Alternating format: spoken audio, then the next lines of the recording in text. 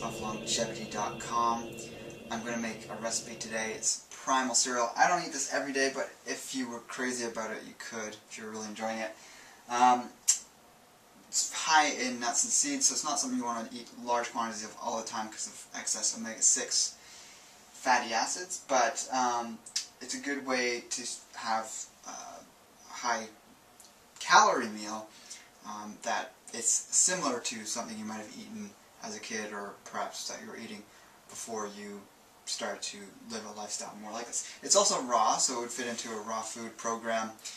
You could always substitute the raw dairy for, probably the next best alternative would be like a homemade coconut milk. Obviously an almond milk or other nut or seed milk would be good too, but then that again is adding more omega-6 fatty acids. Specifically, any polyunsaturated fatty acids in excess are going to be a little hard on the system, and with this kind of sort of nut and seed based recipe, we want to sort of limit that. So going for the coconut milk is probably the next best thing after dairy, in my opinion. You could also use yogurt, but by all means definitely avoid the soy and basically any of those milks that come in a carton or pasteurized commercial dairy, because these definitely have negative health effects going along with them, which I don't recommend consuming. So this idea behind this is that you want to make it sort of gel out with a bit of chia seed, and that makes it an interesting texture. So I usually just put 2 tablespoons of chia seed in the bottom, and I'll actually get that soaking first if I'm in a rush, because the chia seed takes about 5 to 10 minutes to start to sort of thicken up in whatever liquid it's in, and that way it becomes almost like mini tapioca pearls. It starts to swell up and adds a lot of good soluble fiber in with the whole meal. Chia seed is eaten traditionally as is. You don't need to soak it or dehydrate it first to remove enzyme inhibitors or phytic acid or anything like that. It was eaten straight by Mayan warriors that were traveling or running long distances, and also the messengers. And it's a complete protein. There's a bunch of other things I could say about it, but that's the gist of it. And on top of that, we're going to add a bunch of things. Starting with, we're going to add some Brazil nuts. You can use any nuts and seeds you want.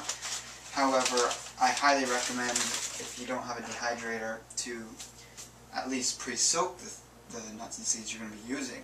So anything except hemp seeds and chia seeds, and perhaps the more fattier nuts like Brazil nuts, which I have here, and maybe cashews, don't need soaking. So there's enzyme inhibitors on any seed, whether it's a bean, grain, nut, or seed, and that needs to be soaked for anywhere from 8 to 12 hours so that's removed into the water, and then you can rinse that. And so if you're using nuts and seeds, you do that beforehand.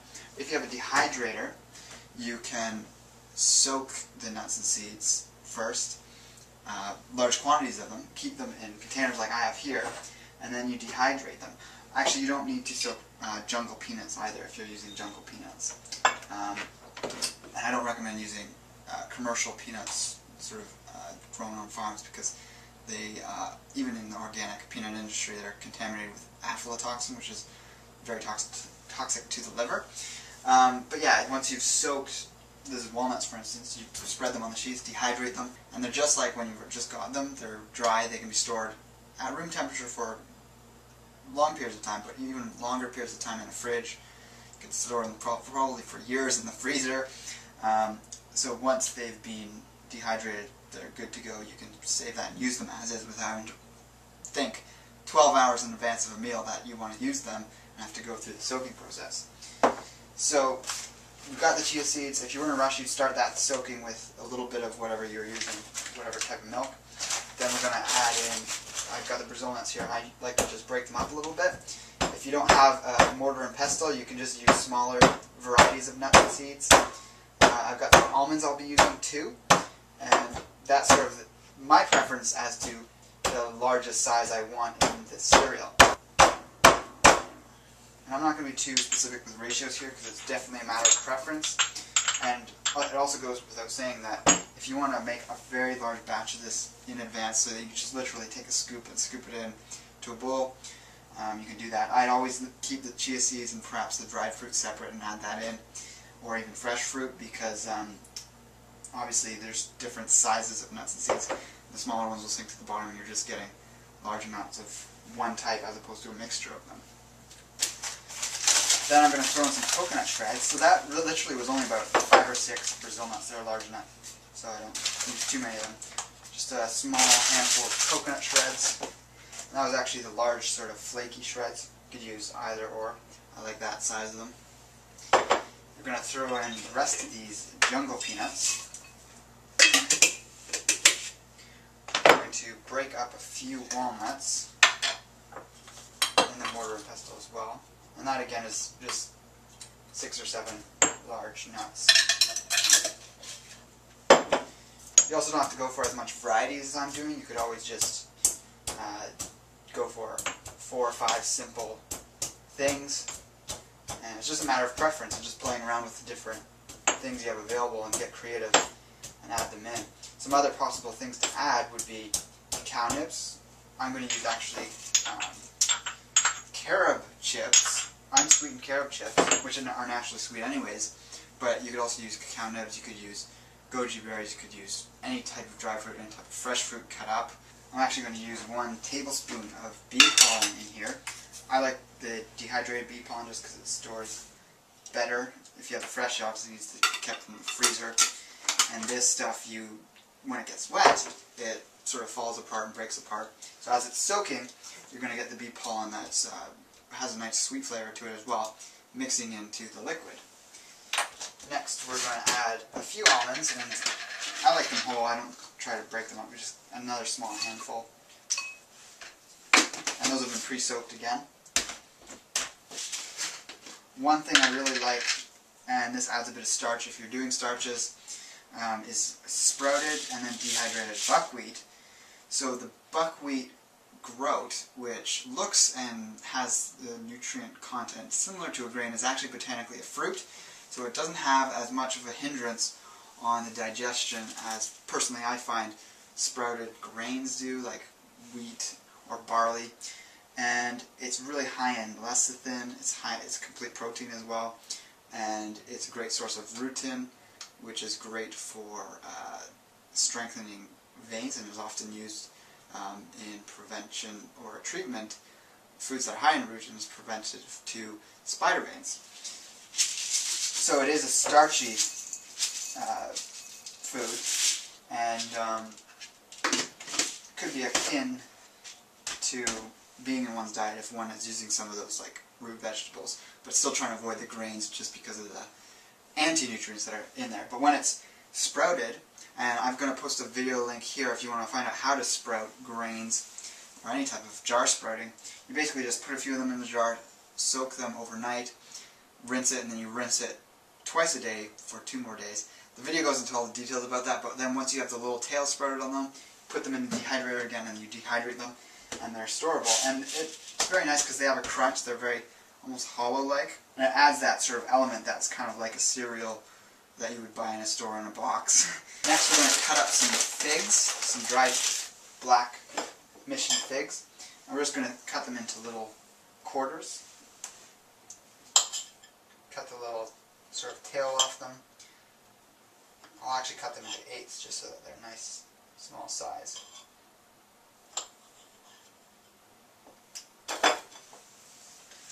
You can just cut them about that small for all the different fruits you're using in there if you have larger sized dried fruit. So once those are all chopped up, we just add them in.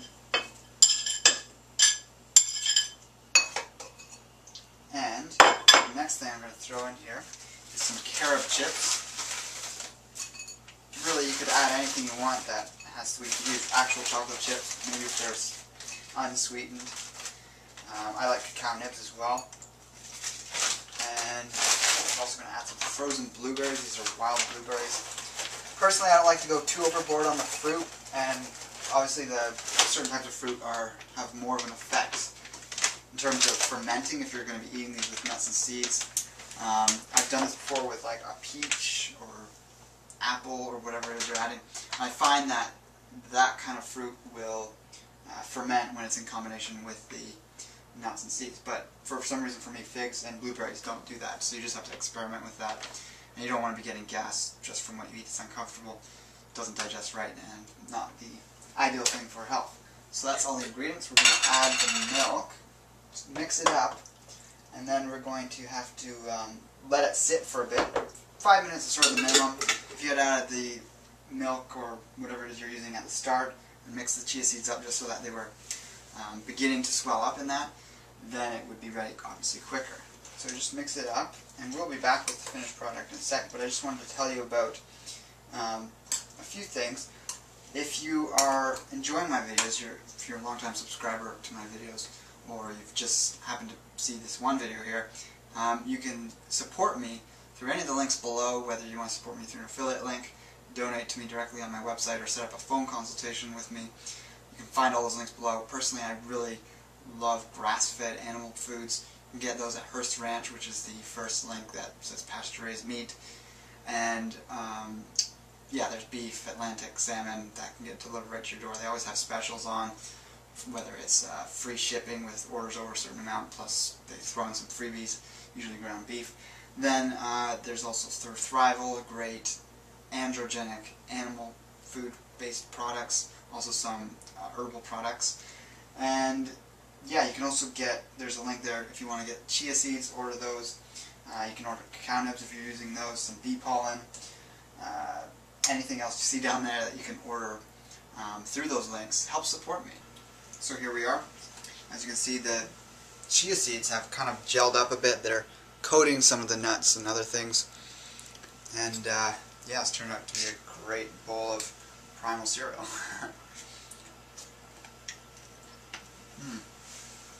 Just the right bit of sweetness.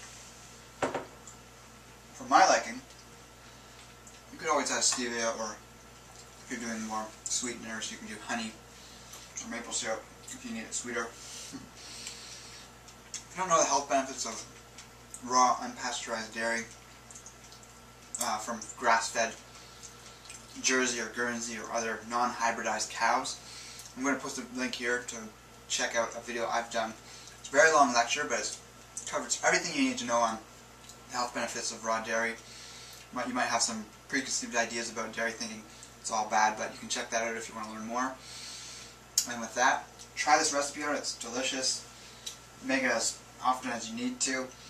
Make it in large batches to help with making a meal quick and easy, especially if it's in the morning before you go to work. And because it's high in fat, it's going to be very sustaining and help you last longer before your next meal. So with that, take care and embrace life without limits.